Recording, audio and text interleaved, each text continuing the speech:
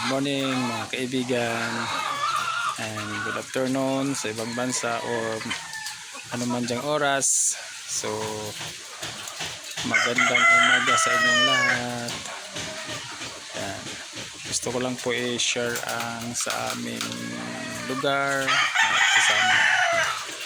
Squatter lang po kami dito, squat. So okay naman. So, mas maganda dito. Pwede kami makatanim-tanim ng mga gulay. Tanim lang kayo. Marami akong tanim-tanim dito. Mula sa manok. Mula sa manok hanggang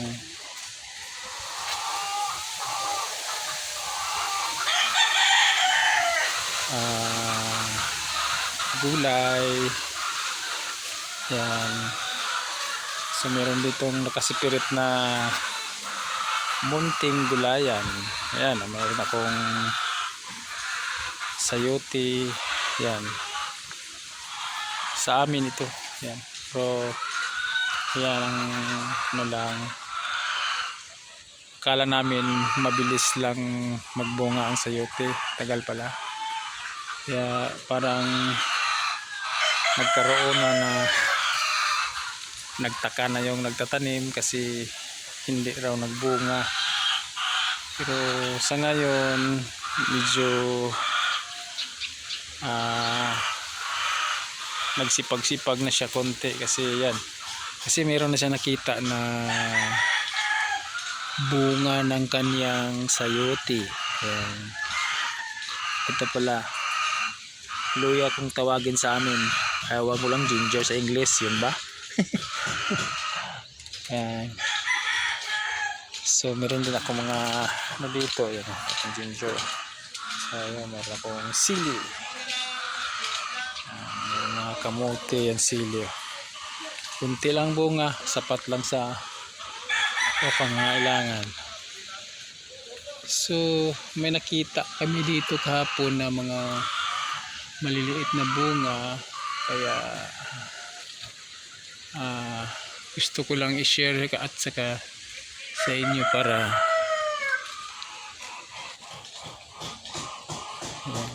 parang nawala na yata.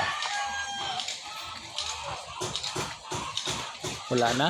Nawala na? Sa? Ito. Yun o.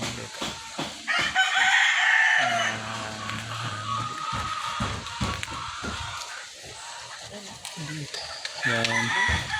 Kaya mga maliliit pa yan, parang ano pa lang. So kahit sa ganyan lang medyo ang nagtanim sumasaya na rin at parang biglang lumakas. Yan o. Kaya nasipagan maglinis. Ayan o. So marami kaming ano, nagtanim din ako ng avocado.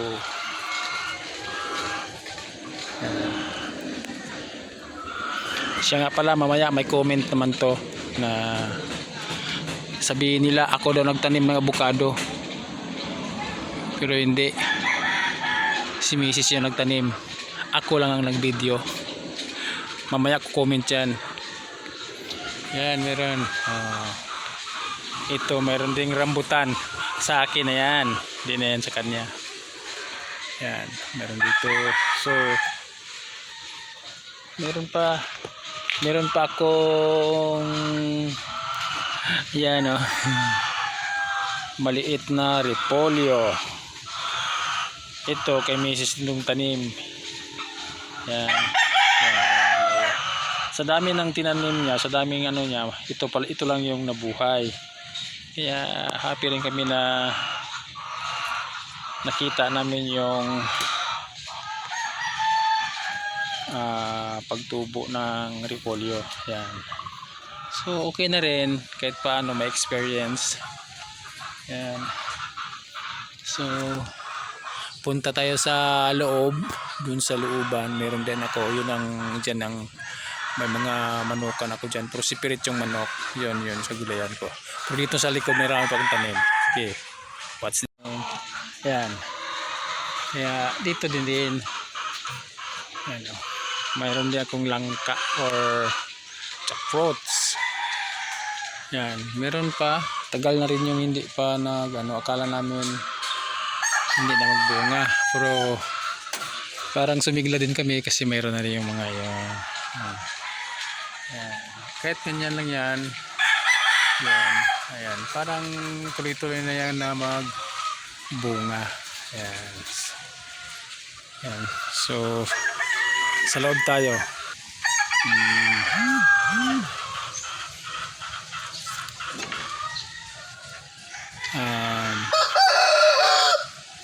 May mga tanim-tanim pa rin ako dito. Yung dati yung malunggay ko, medyo malulusog yan. Marami yan. Malaking na ko rin yan.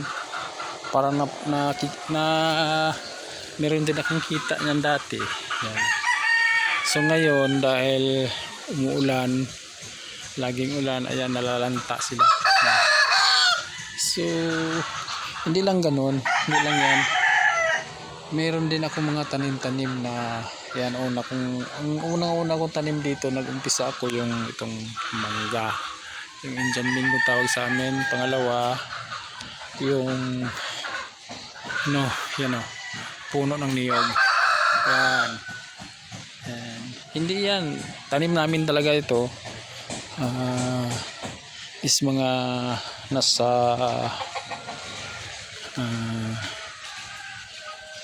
tagal din paghintay bago sila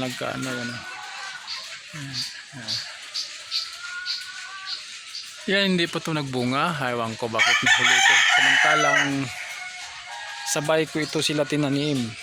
Yan. Yan. Ito nga, yung pangalawa, sabay ito ha. Yan, nagbunga na. Ayun. Pwede na kami kakain ng buko. Yan. Pero kunti-kunti pa lang. Pero at least meron na kaming pag-asa or na nagbunga na siya. Yan. So, yan. Yung pangatlo, sabay itong tatlo eh. Yan. Yan. Pero maliit pa siya. Yan. Ibang variety siya kasi yung yan. So ito yung dati gulayan ko ito dito. Yan. Gulayan dyan. Dito hanggang dito. Maraming gulay dyan. Dati mga tanim ko dyan. So nagtatanim din ako dito ng mais. Yung pangkain lang. Yan. So hindi nagtagal kasi bumabaha, tsaka yung tubig parang nag-stuck, kaya wala nang pakinabang yung mga gulay, kaya inayaan ko na lang. Kaya dito ko nilatag yung mga manok ko. Dati nung nakaraang taon marami pa dito ako manok. So sa ngayon konti na lang kasi noong December pag Christmas party namin 16 kinatay ko para lang sa grupo. Yan. So itong nakaraang bagyo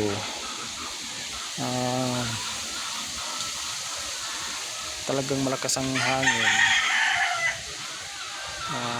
kaya yan mga punong kahoy natumba, kaya yung bakod ko nasira ito. Yan, sira pa yan. Hanggang ngayon hindi ko pa masyado naayos kasi medyo busy. So pero napatayuan ko na ng poste dito. Ito napatayo ko na ito. Yan. O hindi pa dito sa kabila wala pa, pero nandiyan ang mga poste ko. So oras na lang ang kailangan ko para ma-complete ang bakod. Tapos pag okay ng bakod ko, yan, yung mga manok ko na dun sa kabila ilipat ko na dito kasi nung dito pa sila maraming nakalabas na mga manok. So ang iba hindi na nakabalik. So sayang. Yan. So meron pa din ako mga tanim-tanim. So una, yan, meron akong markot na kalamansi. So ang iba hindi nabuhay. So meron din ako to, yan, rambutan din ito. So marami pa, mayroon pa ako dito na alam nyo itong tanim na to, ito yan, gamot ito, gamot daw yan sa ubo. Yan. So ang tawag sa amin yan dito lagundi. Lagundi din talaga, lagundi din yan sa ano. Kasi yan nakalagay sa ano, lagundi. So binuhay namin yan para pang herbal. So marami din humihingi. Alam naman natin yung mga ano, kapitbahay, pag alam nila meron humihingi, okay rin yan para makatulong tayo sa mga kapwa natin. Kahit sa ganyan lang muna, katulong tayo. Yan. Tapos meron din itong aking kalamansi. Ilang ko na to na video. Yan. So ngayon, kunti lang ang bunga. Ayan o. Kasi sa sama ng panahon, yung bulak niya nalalaglag, hindi na pa kinabangan ng gusto, pero ano pa rin sila, nagbubulak pa din. Pero meron ng bunga. So kahapon lang nakapag-harvest din ako ng kunti lang, pang ano lang, pang bahay, pang konsumo lang. Yan. So hindi naman ibig sabihin na ano, meron din. Yan. So ang iba binibinta rin kasi meron din akong munting tindahan. So alam naman natin na bawat tindahan meron tayong mga sangkap na binibinta kasi yun ang hinahanap ng mga customer. So yan, binibinta ko ang iba. So hindi natin maiwasan na meron ding manghingi. Ayan lang, okay. Kasi tanim naman yan, hindi naman, wala namang kapital to. Kaya yan. So yung malunggay ko yan. Yan dati, ito yung malunggay ko na malusog. Maraming dahon. Ngayon wala na. Siguro kadahilan lang sa mga kawayan. Yan, bamboo. Kaya parang naanuhan sila, anong tawag niyan, ng tabunan. Kaya ganyan na sila. Okay na lang, meron naman doon sa labasan, meron akong ano. So meron din ako dito, yan, to orange. Yung orange ko na yan, yan. Isang puno lang yan. Pero hindi pa nagbunga. Hindi pa gaano karami, hindi gaano ka laki. So siguro hindi pa niya time na magbunga, kaya tsaga-tsaga muna. Yan. So meron din pa ako ditong tanim. Ito, huling tanim ko lang ito. Ito, koko. Ang tawag dito sa amin yung yung maliit lang, yung dwarf na niyog or lubi. Yan. So ito, nag-flower na siya. Pero siguro isa, dalawa, pang-apat ba o tatlong flower pa lang niya. Wala pa naman talagang kasamang bunga. Yan siguro yung pagbago kasi yung doon dati ito, yan. Marami din yan nasayang na mga flower na walang dalang bunga. Pero sa wakas, sa awa ng Diyos, nagkabunga din. Mayroon ding nabubuo. Mayroong 2, 4, 3. So, okay na yan. Yan guys. Pero itong yung Ayan pa, ayan, isa pa. Pero hindi pa yan, wala pa yan, maliit pa kasi. Dalawang puno ito ang dwarf ko, yung dwarf na niyog, dalawa to. Yan isa, dito isa. Kita ko ito, yan. Ito, kasi nung nagkaraan na matagal yung init, muntik na ito sila muntik na itong nalanta or na laya. Yan. So ganyan na yung niya, pero sa nabuhay din dahil pinagtiyagaan namin na binyagan. Ano ba yan? Yung tawag ko ng lagyan ng tubig. Yan. So ito siya, hindi pa siya nagbubulak. Ewan ko ba kung bakit. Siguro dahil maliit siya, pero mahaba na. Pero okay naman yung tubo niya. So yan lang muna guys.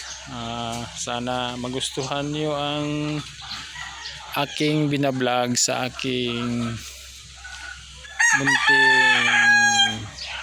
munting garden, na kasama ko rin yung manukan, yung layer ko.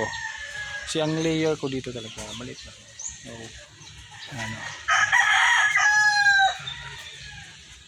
So I mean matagal na rin ito. Tsaka hindi ko talaga na nang maayos. Kasi yan lang. Sapat lang muna ang kinikita. Okay, maraming salamat guys. Sana wag niyong kalimutan na i-subscribe ang aking channel, RYG Vlogger. Please sana kahit sa pag-subscribe na lang po, like and share, ayan lang po ang hinihingi ko sa inyo para akyat naman ako sa aking pagbablog.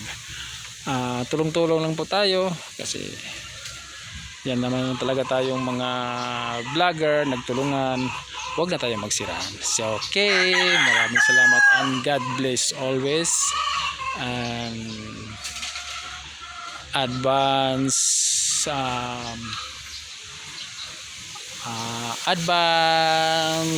sa mga puso para bukas. Yan. Sana enjoy at mag-ingat. Huwag tayong huwag tayong magmadali sa sarili natin. Iisipin natin ang ating kinabukasan. Kaya yan, paalala lang mga dalagingging at saka yung mga minor, enjoy lang muna. Huwag tayong lalapas sa ating